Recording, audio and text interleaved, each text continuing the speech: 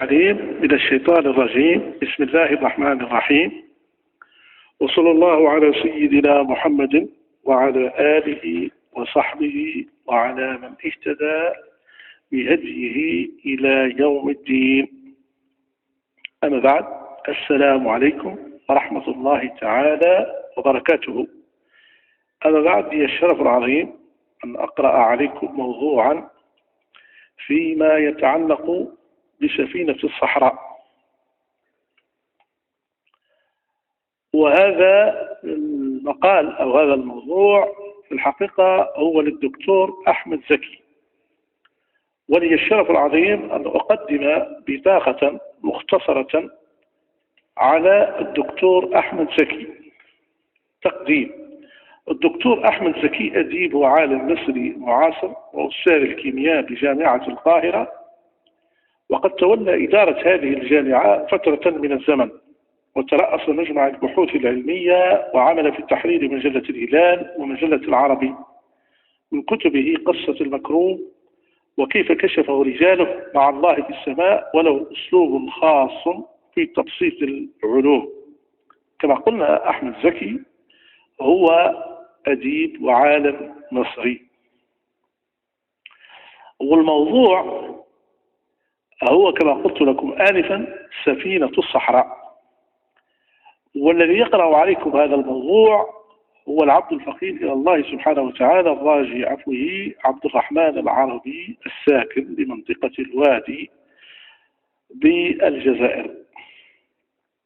والموضوع هو كالآتي: إن الناس تسمي الجمل سفينة الصحراء، وهذا اسم صحيح، ذلك أن الإنسان أنس الجمل من زمان بعيد، ثم علمه أن يخترق الصحراء وهو يحمل الناس والأشياء تماما كما تفعل السفينة في البحار.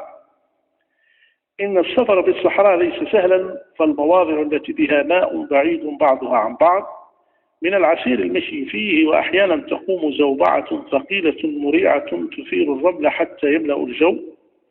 ولكن الجمل مع كل هذا مهيأ للسفر في الصحراء، ذلك أن الجمل لا يشرب مرات كثيرة كما تشرب ذوات الأثداء من الحيوانات، إنه يشرب الكثير من الماء مرة واحدة، وهو يختزن بعض هذا الماء في جسمه ليستخدمه عند الحاجة، ولذلك يستطيع أن يمضي أياما عدة بلا شرب، وهو عندما يأكل نباتات الصحراء ينتفع بما فيها من ماء.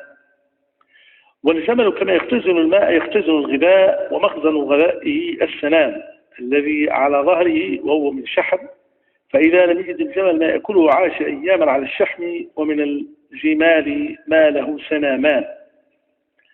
وللجمل في أسفل أقدامه وسائد من اللحم تمنعها من أن تغوص في الرمل، وهي تحميها من الحرارة إذا سخن الرمل وسخن الصخر في الصحراء. وجسم الجمل يغطيه وبر يحفظه من الحر ومن زوابع الرمال، ولعينيه رموش كبيرة تمنع الرمل أن يدخل فيها، وفي أذنيه شعر يحبس عنها الرمال. والجمل يستطيع أن يغلق أنفه إذا هبت عاصفة رملية. والجمل يسير نحو من 30 ميلا في اليوم، وعليه حمل ثقيل، وإن حمل رجلا واحد استطاع أن يسير في اليوم أكثر من 100 ميل.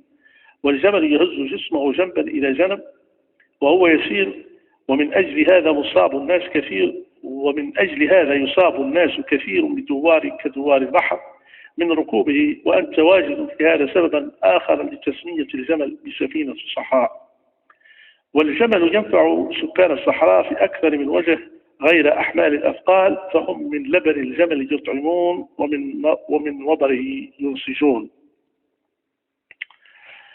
انتهى هذا الموضوع. قرأ عليكم هذا الموضوع العبد الفقير إلى الله سبحانه وتعالى الراجي عفوه، عبد الرحمن العربي، الساكن بمنطقة الوادي بالجمهورية الجزائرية الديمقراطية الشعبية.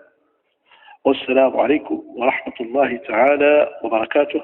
اللهم صل على سيدنا محمد عبدك ورسولك النبي الأمي، وعلى آله وصحبه وسلم تسليما كثيرا، عدد خلقه ورضاء نفسه وزينة عرشه ومداد كلماته. سبحان ربك رب العزة عما يصفون، وسلام على المرسلين والحمد لله رب العالمين.